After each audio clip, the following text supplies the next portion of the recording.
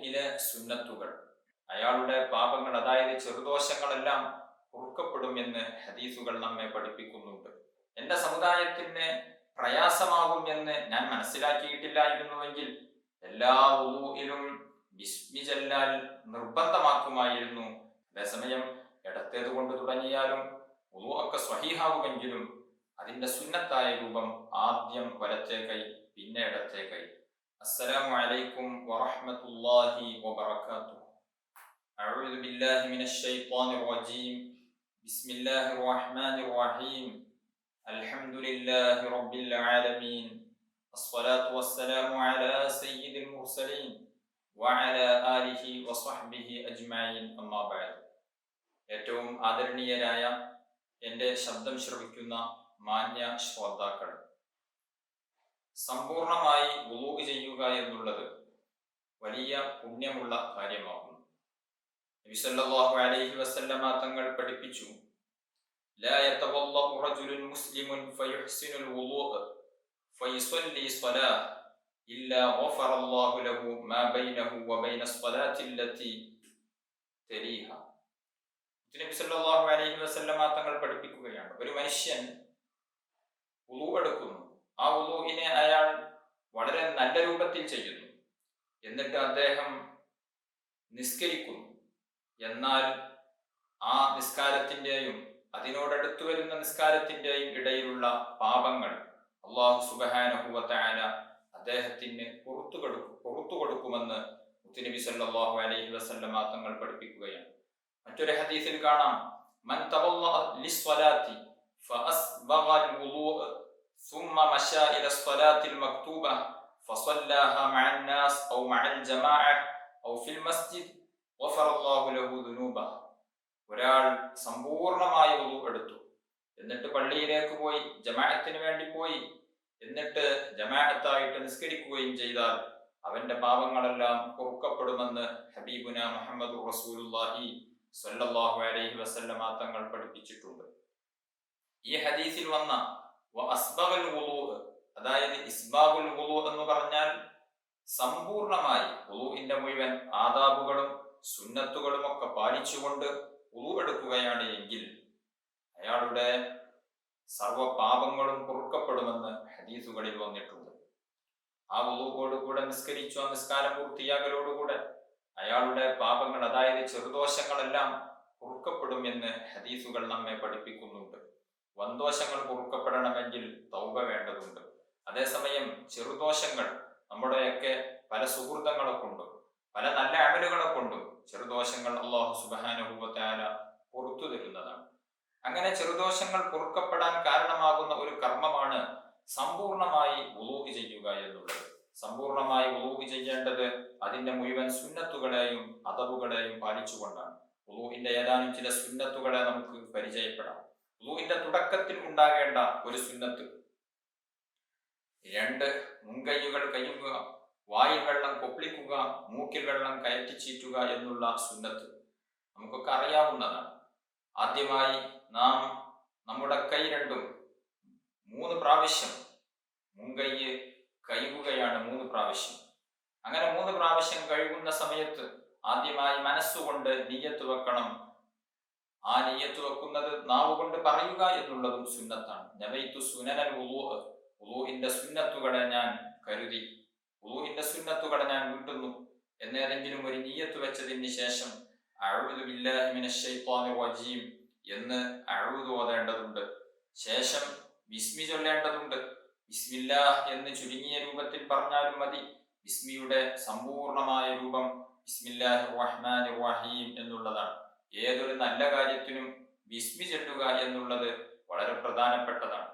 വിശുദ്ധ ഖുർആൻ പാരായണം തുടങ്ങുമ്പോൾ, അതുപോലെ തന്നെ വീട്ടിലേക്ക് പ്രവേശിക്കുമ്പോൾ, പള്ളിയിലേക്ക് പ്രവേശിക്കുമ്പോൾ, സൂർമയിടുമ്പോൾ, ഭക്ഷണം കഴിക്കാൻ തുടങ്ങുമ്പോൾ, വെള്ളം കുടിക്കാൻ തുടങ്ങുമ്പോൾ, വുളൂ എടുക്കുമ്പോൾ, കുളിക്കാൻ തുടങ്ങുമ്പോൾ, അതുപോലെ തന്നെ തയമ്മും ചെയ്യാൻ തുടങ്ങുമ്പോൾ തുടങ്ങി അറവ് നടത്തുമ്പോൾ, എന്തിലധികം ഭാര്യ ഭർത്താക്കന്മാർ തമ്മിൽ ശാരീരിക ബന്ധത്തിൽ ഏർപ്പെടുന്ന സമയം വരെ അതിൻ്റെയൊക്കെ തുടക്കത്തിൽ, പ്രാരംഭഘട്ടത്തിൽ ബിസ്മി ചൊല്ലൽ പ്രത്യേകം സുന്നത്തുണ്ട്.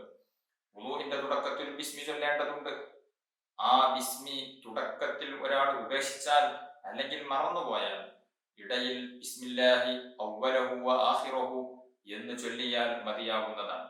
ഏതായിരുന്നാലും ബിസ്മി ചൊല്ലിയിട്ടായിരിക്കണം വുളൂ തുടങ്ങേണ്ടത്. ശേഷം അഷ്ഹദു അല്ലാ ഇലാഹ ഇല്ലല്ലാഹു വഹ്ദഹു ലാ ശരീക ലഹു വഅഷ്ഹദു അന്ന മുഹമ്മദൻ അബ്ദുഹു വറസൂലുഹു അൽഹംദുലില്ലാഹില്ലദീ ജഅലൽ മാഅ ത്വഹൂറ എന്ന് പറയുന്ന ദിക്റ് ചൊല്ലി 3 പ്രാവശ്യം മുൻകൈ രണ്ടും കഴുകേണ്ടതുണ്ട്. മുൻകൈ കഴുകുമ്പോൾ നാം ശ്രദ്ധിക്കേണ്ടത്, പുരുഷന്മാരൊക്കെ പള്ളിയിൽ പോയി ഹൗദിൽ വുളൂ എടുക്കുന്ന സമയത്ത് നമ്മുടെ കയ്യിൽ വല്ല വൃത്തികേടുകളും ഉണ്ട് എങ്കിൽ കൈ കഴുകിയതിന് ശേഷമാണ് ഹൗദിൽ മുക്കാൻ പാടുള്ളൂ എന്ന് പ്രത്യേകം ശ്രദ്ധിക്കേണ്ടതുണ്ട്. അതേസമയം അതുപോലെ തന്നെ നമ്മുടെ വീട്ടിലെ പാത്രങ്ങളിൽ വെച്ചാണ് വുളൂ എടുക്കുന്നത് എങ്കിൽ, ഇന്ന് നമ്മുടെ വീട്ടിലൊക്കെ ടാപ്പ് ഉള്ളത് കൊണ്ട് അതിൽ വെച്ചായിരിക്കും നാം അതിൽ നിന്നുള്ള വെള്ളം കൊണ്ടായിരിക്കും വുളൂ എടുക്കുന്നത്. അതേസമയം കൈ ഏതെങ്കിലും പാത്രത്തിലേക്കോ ഹൗദിലേക്കോ ഒക്കെ മുക്കുകയാണ് എങ്കിൽ ആദ്യമായി കൈ ഒന്ന് കഴുകേണ്ടതുണ്ട്. അത് പ്രത്യേകം സുന്നത്ത് കൂടെയാകുന്നു. ഏതായിരുന്നാലും മുൻകൈ 3 പ്രാവശ്യം കഴുകിയതിന് ശേഷം അടുത്ത സുന്നത്ത് ബ്രഷ് ചെയ്യുക എന്നുള്ളതാണ്. പലപ്പോഴും പലരും ഒഴിവാക്കുന്ന ഒരു സുന്നത്താണത്. വുളൂ എടുക്കുമ്പോൾ ബ്രഷ് ചെയ്യൽ പ്രത്യേകം സുന്നത്താണ്. മിസ്വാക്ക് ചെയ്യുക എന്നുള്ളതിന് വലിയ പ്രതിഫലം ഉണ്ട്. നബി സല്ലല്ലാഹു അലൈഹി വസല്ലമ തങ്ങൾ പറഞ്ഞു, അസ്സിവാകു മത്ഹറത്തുൽ ലിൽ ഫമി മർളാത്തുൽ ലിർറബ്ബ്. മിസ്വാക്ക് ചെയ്യുക, ബ്രഷ് ചെയ്യുക എന്നുള്ളത് വായ വൃത്തിയാക്കുന്നതാണ്, അതോടൊപ്പം റബ്ബിന്റെ പ്രീതി കരസ്ഥമാക്കാൻ പറ്റുന്ന ഒന്നുമാകുന്നു. മറ്റൊരു ഹദീസിൽ മുത്തുനബി പഠിപ്പിച്ചിട്ടുണ്ട്, വലൗലാ അൻ അശുഖ അലാ ഉമ്മത്തി ലഅമർതുഹും ബിസ്സിവാക് ഇൻദ കുല്ലി വുളൂ. എന്റെ സമുദായത്തിന് പ്രയാസമാകും എന്ന് ഞാൻ മനസ്സിലാക്കിയിട്ടില്ലായിരുന്നുവെങ്കിൽ എല്ലാ വുളൂഇലും ബിസ്മി ചൊല്ലാൽ നിർബന്ധമാക്കുമായിരുന്നു. എന്റെ സമുദായത്തിന് അത് പ്രയാസമാകും എന്ന് മനസ്സിലാക്കിയത് കൊണ്ടാണ് വുളൂഇന്റെ തുടക്കത്തിൽ ബിസ്മി ചൊല്ലൽ ഞാൻ നിർബന്ധമാക്കാത്തത്. ഏതായിരുന്നാലും വളരെ പ്രധാനപ്പെട്ട ഒരു സുന്നത്താണ് ബ്രഷ് ചെയ്യുക എന്നുള്ളത്. എല്ലാ സമയവും വുളൂ എടുക്കുന്ന സമയത്ത് 3 പ്രാവശ്യം കൈ കഴുകിയതിന് ശേഷം ബ്രഷ് ചെയ്യേണ്ടതുണ്ട്. നിസ്കാര സമയത്തും ബ്രഷ് ചെയ്യുക എന്നുള്ളത് പ്രത്യേകം സുന്നത്താണ്. വലൗലാ അൻ അശുഖ അലാ ഉമ്മത്തി ലഅമർതുഹും ബിസ്സിവാക് ഇൻദ കുല്ലി സ്വലാത്തി. എല്ലാ നിസ്കാര വേളയിലും ബ്രഷ് ചെയ്യുക എന്നുള്ളത് എന്റെ ഉമ്മത്തിന് പ്രയാസമാകുമായിരുന്നില്ല എങ്കിൽ ഞാൻ നിസ്കാര സമയത്ത് ബ്രഷ് ചെയ്യൽ അവർക്ക് നിർബന്ധമാക്കുമായിരുന്നു, അവരോട് അങ്ങനെ കൽപ്പിക്കുമായിരുന്നു. പക്ഷെ അത് നിർബന്ധമാക്കിയാൽ നമുക്കൊക്കെ പ്രയാസമായിരിക്കും എന്നതുകൊണ്ടാണ് അങ്ങനെ നിർബന്ധമാക്കാത്തത്. ഈ ഹദീസിൽ നിന്നൊക്കെ മനസ്സിലാകുന്നത് വുളൂ എടുക്കുമ്പോൾ വുളൂഇന്റെ സമയത്തും അതുപോലെ തന്നെ നിസ്കരിക്കുന്ന സമയത്തുമൊക്കെ ബ്രഷ് ചെയ്യുക എന്നുള്ളത് പ്രത്യേകം സുന്നത്തുള്ളതാകുന്നു. ഒരു ഹദീസിൽ കാണാം, റകഅത്താനി ബിസിവാകിൻ അഫ്ളലു മിൻ 70 റകഅത്തൻ ബിലാ സിവാക്. ബ്രഷ് ചെയ്യാതെയുള്ള നിസ്കാരം, ബ്രഷ് ചെയ്തുകൊണ്ടുള്ള നിസ്കാരം ബ്രഷ് ചെയ്യാതെ നിസ്കരിക്കുന്ന നിസ്കാരത്തെക്കാൾ 70 ഇരട്ടി പ്രതിഫലമുള്ള നിസ്കാരമാണ് എന്ന് ഹബീബുന മുഹമ്മദ് റസൂലുള്ളാഹി സ്വല്ലല്ലാഹു അലൈഹി വസല്ലമ തങ്ങൾ നമ്മെ പഠിപ്പിച്ചിട്ടുണ്ട്. ബ്രഷ് ചെയ്യുക എന്നുള്ളത് ഇസ്ലാം വളരെയധികം പ്രോത്സാഹിപ്പിക്കുകയും പ്രചോദനം ചെയ്യുകയും ചെയ്ത ഒരു പുണ്യകർമ്മമാകുന്നു, ഒരു സുന്നത്താകുന്നു. മിക്ക സമയത്തും ബ്രഷ് ചെയ്യൽ സുന്നത്തുണ്ട്. നോമ്പുകാരൻ ഉച്ചയ്ക്ക് ശേഷമുള്ള സമയം മാറ്റി നിർത്തിയാൽ നോമ്പുകാരൻ ഉച്ചയ്ക്ക് ശേഷം ബ്രഷ് ചെയ്യുക എന്നുള്ളത് കറാഹത്താണ്. വായ പകർച്ചയായാലോ വലിയ ദുർഗന്ധം ഉണ്ടെങ്കിലോ ബ്രഷ് ചെയ്യാം. അല്ലാതെ നോമ്പുകാരന് ഉച്ചയ്ക്ക് ശേഷം ബ്രഷ് ചെയ്യുക എന്നുള്ളത് കറാഹത്താണ്. അതല്ലാത്ത മുഴുവൻ ഘട്ടങ്ങളിലും നോമ്പുകാരൻ അല്ലാതിരിക്കുമ്പോൾ അതുപോലെ തന്നെ മറ്റുള്ള വേളകളിലുമൊക്കെ ബ്രഷ് ചെയ്യുക എന്നുള്ളത് പ്രത്യേകം സുന്നത്തുണ്ട്. വിശുദ്ധ ഖുർആൻ പാരായണം ചെയ്യാൻ വേണ്ടി, അതുപോലെ തന്നെ ഇൽമ് പഠിക്കാനും അത് പഠിപ്പിക്കാനും വേണ്ടി, അങ്ങനെ തുടങ്ങി ദിക്റ് ചൊല്ലാൻ വേണ്ടി, പള്ളിയിൽ പ്രവേശിക്കാൻ വേണ്ടി, വീട്ടിൽ പ്രവേശിക്കാൻ വേണ്ടി, ഉറങ്ങാൻ വേണ്ടി, ഉറക്കിൽ നിന്ന് ഉണരുന്ന സമയത്ത്, അതുപോലെ തന്നെ ഭക്ഷണം കഴിക്കാൻ വേണ്ടി, ഭക്ഷണം കഴിച്ചതിന് ശേഷം തവാഫ് ചെയ്യാൻ വേണ്ടി, അങ്ങനെ തുടങ്ങി വ്യത്യസ്ത വേളകളിൽ ബ്രഷ് ചെയ്യുക എന്നുള്ളത് പ്രത്യേകം സുന്നത്തുണ്ട്. മരണാസന്നനായി കിടക്കുന്ന രോഗിക്ക് ബ്രഷ് ചെയ്തു കൊടുക്കൽ അവിടെ പരിസരത്ത് ഒരുമിച്ച് കൂടിയ ആളുകൾക്ക് സുന്നത്താകും. ഇങ്ങനെ ബ്രഷ് ചെയ്യുക എന്നുള്ളത് പ്രത്യേകം സുന്നത്തായതുകൊണ്ട് തന്നെ ഇതൊരു സുന്നത്ത് എന്ന നിലക്ക് ആ ഒരു നീയത്തോടുകൂടെ നാം ബ്രഷ് ചെയ്യുമ്പോൾ വലിയ പ്രതിഫലം നമുക്ക് ലഭിക്കുകയാണ്. സാധാരണഗതിയിൽ നമ്മളൊക്കെ ഉറക്കിൽ നിന്ന് ഉണർന്നാൽ ബ്രഷ് ചെയ്യും. ചില ആളുകളൊക്കെ ഉറങ്ങാൻ വേണ്ടിയും ബ്രഷ് ചെയ്യും. ഈ രണ്ട് ഘട്ടങ്ങളിലല്ലാതെ പലപ്പോഴും പലരും ബ്രഷ് ചെയ്യാറില്ല. അങ്ങനെയല്ല, ഭക്ഷണം കഴിക്കാനും ഭക്ഷണം കഴിച്ചതിന് ശേഷവും ഒക്കെ ചെറിയ രൂപത്തിൽ ബ്രഷ് ചെയ്യേണ്ടതുണ്ട്. അത് സുന്നത്താകുന്നു. ബ്രഷ് ചെയ്യുമ്പോൾ ഉരമുള്ള വസ്തു കൊണ്ടായിരിക്കണം ബ്രഷ് ചെയ്യേണ്ടത്. അറാക്കാണ് ഏറ്റവും നല്ലത്. നമ്മുടെ സാധാരണ കടയിൽ നിന്ന് നാം വാങ്ങുന്ന ബ്രഷ് അത് ഉരമുള്ള വസ്തുവായതുകൊണ്ട് തന്നെ നമുക്ക് ആ സുന്നത്ത് ലഭിക്കുന്നതാണ്. ഏതായിരുന്നാലും ഏറ്റവും നല്ലത് അറാക്കാണ്. അറാക്ക് തന്നെ വാസനയുള്ളതും പച്ചയായതും ആയ അറാക്കാണ് ഏറ്റവും ഉത്തമം.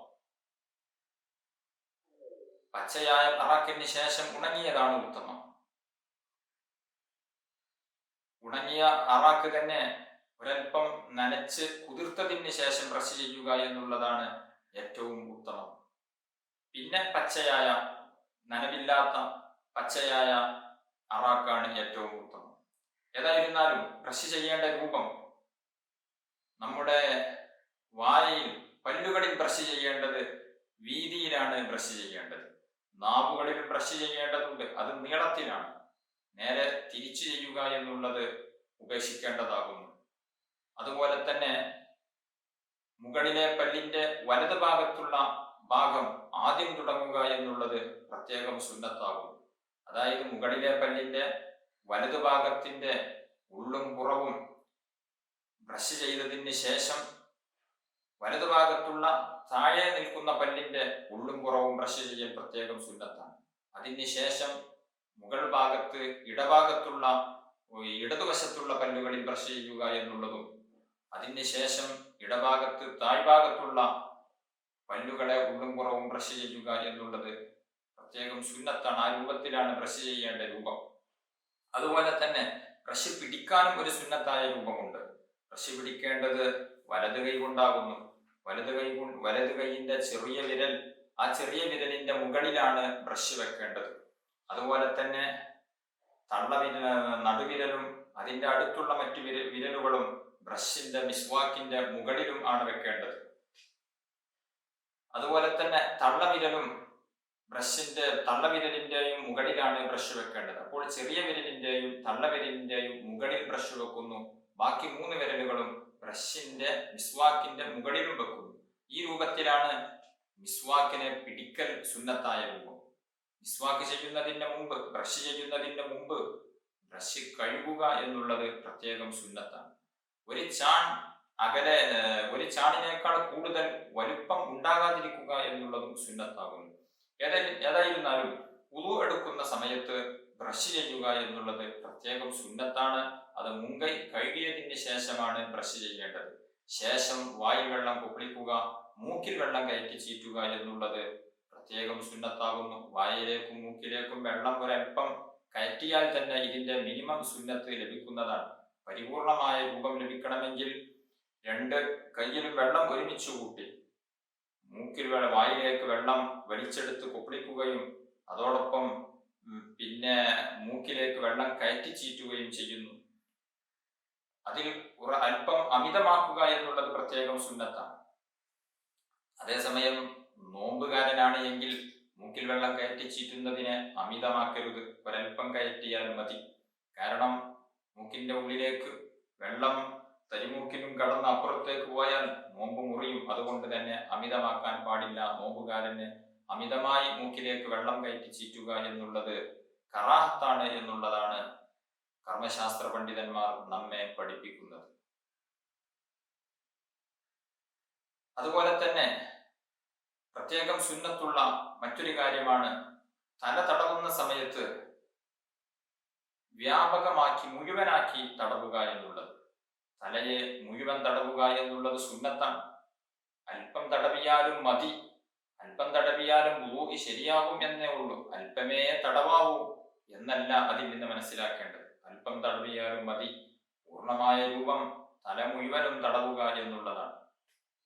ചില പണ്ഡിതന്മാരൊക്കെ, ബഹുമാനപ്പെട്ട ഇമാം മാലിക് റളിയല്ലാഹു അൻഹു, അഹ്മദ് ബിൻ ഹംബൽ റളിയല്ലാഹു അൻഹു, ഈ രണ്ട് മഹത്തുക്കളുടെയും മദ്ഹബ് പ്രകാരം തല മുഴുവനും തടവുക എന്നുള്ളത് ഇസ്തിആബുർ റഅസ്, അതായത് തല മുഴുവൻ തടവുക എന്നുള്ളത് നിർബന്ധമാകുന്നു. നമ്മുടെ മദ്ഹബിൽ അല്പം തടവിയാൽ മതി. അതുകൊണ്ട് തന്നെ തല മുഴുവനായിട്ട് തടവൽ പ്രത്യേകം സുന്നത്താണ്. ഇനി അല്പഭാഗമേ തടവുന്നുള്ളൂ എങ്കിൽ അത് മൂർധാവിന്റെ ഭാഗമാവുക എന്നുള്ളത് പ്രത്യേകം സുന്നത്താകുന്നു. അതുപോലെ തന്നെ തല മുഴുവനും തടവേണ്ടതിന്റെ രൂപം, 2 തള്ളവിരലുകളും നമ്മുടെ ഈ കഴുനെറ്റിയുടെ ഭാഗത്ത് അല്ലെങ്കിൽ ഈ ഭാഗത്ത് വെച്ചതിന് ശേഷം, ചെന്നി എന്നൊക്കെ ചിലർ പറയും, ഈ ഭാഗത്ത് തള്ളവിരൽ വെച്ചതിന് ശേഷം 2 മറ്റു വിരലുകൾ ചേർത്ത് പിടിച്ചുകൊണ്ട് നമ്മുടെ തലയുടെ പിറകിലേക്ക് കൊണ്ടുപോകും. വലിയ മുടിയുള്ള ആളുകളൊക്കെയാണെങ്കിൽ കൊണ്ടുപോയ വിരലുകൾ ഇങ്ങോട്ട് തന്നെ തിരിച്ചു കൊണ്ടുവരലും വേണ്ടതുണ്ട്. കാരണം മറയുന്ന മുടികളുണ്ട് എങ്കിൽ അതിന്റെ ഒരു ഭാഗം മാത്രമേ നനഞ്ഞിട്ടുണ്ടാവുകയുള്ളൂ. അതുകൊണ്ട് അത് തിരിച്ച് ഇങ്ങോട്ട് കൊണ്ടുവരിക എന്നുള്ളതും പ്രത്യേകം സുന്നത്ത്. അതേസമയം ചെറിയ മുടിയാണെങ്കിൽ അങ്ങനെ തിരിച്ചു കൊണ്ടുവരേണ്ടതില്ല. ഇങ്ങനെയാണ് തല പൂർണ്ണമായും തടവുന്നതിന്റെ രൂപം. ചെവി തടവുക എന്നുള്ളതും പ്രത്യേകം സുന്നത്താകുന്നു.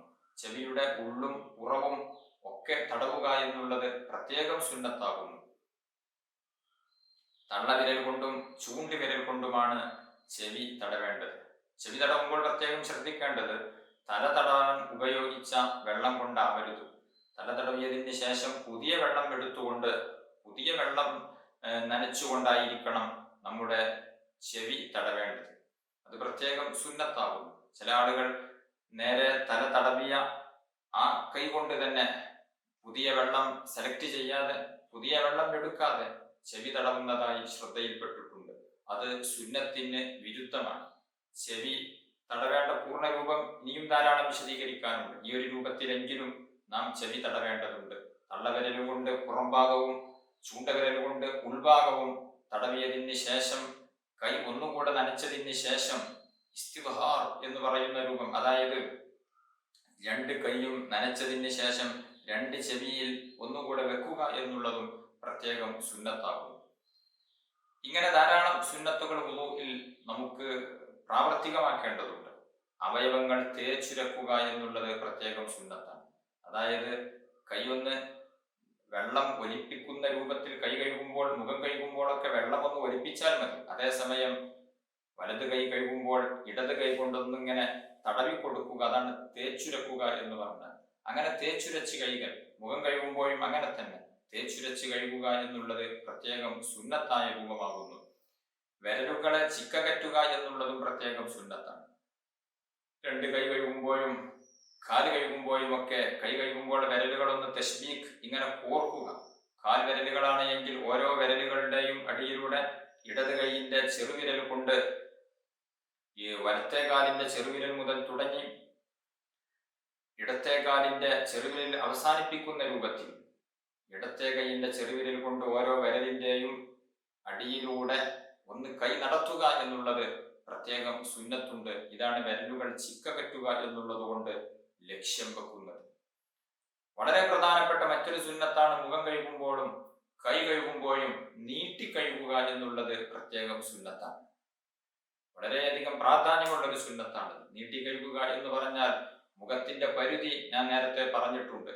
തലമുടി മുളക്കുന്ന സ്ഥലം മുതൽ താടിയെല്ലിന്റെ കീഴറ്റം വരെയും അതുപോലെ തന്നെ 2 ചെവിക്കുറ്റികൾക്കിടയിലുള്ള ഭാഗവുമാണ് മുഖത്തിന്റെ പരിധിയായി നിശ്ചയിച്ചിട്ടുള്ളത്. അതുപോലെ തന്നെ കൈയിന്റെ പരിധി, കൈ കഴുകൽ നിർബന്ധമായ രൂപം മുട്ടുവരെയാണ്. അതേസമയം ഒരൽപ്പം കയറ്റി കഴുകുക എന്നുള്ളത് പ്രത്യേകം സുന്നത്താകുന്നു. മുഖം കഴുകുന്ന സമയത്ത് തലയുടെ കുറച്ച് മുൻവശം മുതൽ തുടങ്ങി അതുപോലെ തന്നെ ചെവിയും ഒക്കെ ഉൾപ്പെടുത്തി നമ്മുടെ താടിയെല്ലിന്റെ അടിഭാഗത്തേക്കും ഒക്കെ കൊണ്ടുപോയി ആ ഒരു രൂപത്തിൽ നീട്ടി കഴുകുക എന്നുള്ളത്, പൂർണ്ണമായി കഴുകുക എന്നുള്ളത് പ്രത്യേകം സുന്നത്താണ്. അതുപോലെ തന്നെ കൈ കഴുകുന്ന സമയത്ത് മുട്ടിന്റെ മുകളിലേക്ക് അല്പം കൂടെ കയറ്റി, പറ്റുമെങ്കിൽ ഏകദേശം തോള് വരെയൊക്കെ കയറ്റി നീട്ടി കഴുകുക എന്നുള്ളത് പ്രത്യേകം സുന്നത്തുണ്ട്. അങ്ങനെ കഴുകുന്നവർക്ക് വലിയ പ്രതിഫലവും മുത്തുനബി സല്ലല്ലാഹു അലൈഹി വസല്ലമ തങ്ങൾ ഓഫർ ചെയ്തിട്ടുണ്ട്. മുത്തുനബി സല്ലല്ലാഹു അലൈഹി വസല്ലമ തങ്ങൾ പറഞ്ഞു, ഇന്ന ഉമ്മത്തി യുദ്അഊന യൗമൽ ഖിയാമത്തി ഖുർറൻ മുഹജ്ജലീന മിൻ ആസാരിൽ വുളൂഅ് ഫമൻ ഇസ്തത്അഅ മിൻകും അൻ യുതീല ഖുർറതഹു വതഹ്ജീലഹു ഫല്യഫ്അൽ. എന്റെ ഉമ്മത്ത് അന്ത്യനാളിൽ ഉറം മുഹജ്ജിലീൻ മിൻ ആസാരിൽ വുളു എടുത്ത കാരണത്താൽ, വുളുവിന്റെ അടയാളം കാരണത്താൽ മുഖവും കൈകാലുകളും പ്രകാശിച്ചവരെ എന്ന് വിളിക്കപ്പെടുന്ന ആള് പരലോകത്ത്. അതുകൊണ്ട് ആർക്കെങ്കിലും അങ്ങനെ നീട്ടിക്കഴുകാൻ സാധിക്കുമെങ്കിൽ അവനങ്ങനെ ചെയ്തു കൊള്ളട്ടെ എന്ന് മുത്തുനബി സല്ലല്ലാഹു അലൈഹി വസല്ലമ തങ്ങൾ പഠിപ്പിച്ചിട്ടുണ്ട്. നാളെ പാരത്രിക ലോകത്ത് നമ്മുടെ മുഖവും കൈകാലുകളും നമ്മൾ എത്രമാത്രം നീട്ടിക്കഴുകിയോ അത്രയും ഭാഗങ്ങൾ വലിയ പ്രകാശമുള്ളതായിരിക്കും എന്ന് പറഞ്ഞാൽ നമുക്കവിടെ പ്രത്യേക പരിഗണനയുണ്ടാവും. ഏവരും നമ്മെ ശ്രദ്ധിക്കും. ആ രൂപത്തിൽ മുഖത്തിനും കൈകാലുകൾക്കുമൊക്കെ പ്രത്യേക ആകർഷണീയവും പ്രത്യേക പ്രകാശവും ഉണ്ടാകാൻ ഈ ഒരു കർമ്മം കാരണമാകും എന്നുള്ളത് കൊണ്ട് തന്നെ എടുക്കുന്ന സമയത്ത് ഒരൽപ്പമെങ്കിലും കൈകാലുകളും മുഖവും നീട്ടിക്കഴുകേണ്ടതുണ്ട്. കാല് നീട്ടിക്കഴുകുമ്പോൾ ഏകദേശം മുട്ടുവരെ നീട്ടിക്കഴുകുക എന്നുള്ളത് പ്രത്യേകം സുന്നത്താകുന്നു. അതുപോലെ തന്നെ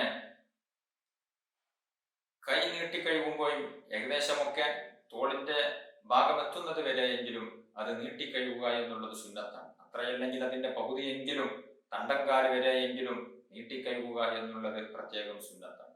വലത്തേതിനെ മുന്തിക്കുക എന്നുള്ളത് പ്രത്യേകം സുന്നത്താകുന്നു. കൈ കഴുകുന്ന സമയത്തും കാല് കഴുകുന്ന സമയത്തും വലത്തേതിനെയായിരിക്കണം ആദ്യം തുടങ്ങേണ്ടത്. അതേസമയം ഇടത്തേത് കൊണ്ട് തുടങ്ങിയാലും വുളു ഒക്കെ സ്വഹീഹാകുമെങ്കിലും അതിന്റെ സുന്നത്തായ രൂപം ആദ്യം വലത്തേ കൈ പിന്നെ ഇടത്തേ കൈ, ആദ്യം വലത്തേ കാൽ പിന്നെ ഇടത്തേ കാൽ. മുഖം കഴുകുന്ന സമയത്ത് രണ്ട് കൈ ഒരുമിച്ച് കൂട്ടി വെള്ളം ശേഖരിച്ചുകൊണ്ട് മുഖം കഴുകുമ്പോൾ അവിടെ ആദ്യം വലത്തേത് പിന്നെ ഇടത്തേത് എന്നൊന്നില്ല. മുഖം കഴുകുന്ന സമയത്ത് തലയുടെ മുൻഭാഗം മുതലാണ് തുടങ്ങേണ്ടത്. പല ആളുകളും മുഖം കഴുകുമ്പോൾ മൂക്കിന്റെ ഭാഗം ആദ്യം തുടങ്ങുന്നതായി കാണാം. അങ്ങനെയല്ല, തലയുടെ മുൻവശം മുതൽ നെറ്റിയുടെ മുകളിൽ ഒരൽപ്പം കയറ്റി കൈകണമല്ലോ, ആ ഭാഗം മുതൽ തുടങ്ങി മുഖം കഴുകുകയാണ് പ്രത്യേകം വേണ്ടത്. അതേസമയം ചില ആളുകൾക്ക് കൈ മുറിഞ്ഞവരുണ്ടാകും. അവർക്ക് എല്ലാ ഭാഗവും ഒരുമിച്ച് വെള്ളം എത്തിക്കാൻ സാധിക്കണമെന്നില്ല. അവർ മുഖത്തിന്റെ വലതുവശം ആദ്യം കഴുകട്ടെ. അവർ ചെവി തടവുന്ന സമയത്തും ആദ്യം വലത്തെ ചെവി പിന്നീട് ഇടത്തെ ചെവി തടവട്ടെ. അതേസമയം രണ്ട് കൈയും പ്രവർത്തനശേഷിയുള്ളവർ അവർ രണ്ട് ചെവിയും ഒരുമിച്ചാണ് തടവേണ്ടത്. രണ്ട് മുൻകൈ ഒരുമിച്ചാണ് കഴുകേണ്ടത്. ഒരുമിച്ച് കഴുകേണ്ടതാണ് രണ്ട് മുൻകൈകൾ. അതുപോലെ തന്നെ രണ്ട് ചെവി തടവൽ ഒക്കെ ഒരുമിച്ചാണ് ചെയ്യേണ്ടത്. അതേസമയം കൈ കഴുകുന്ന സമയത്തും കാല് കഴുകുന്ന സമയത്തും ആദ്യം വലത്തേത് പിന്നെ ഇടത്തേത് എന്നുള്ള സുന്നത്ത് പ്രത്യേകം പാലിക്കേണ്ടതുണ്ട്.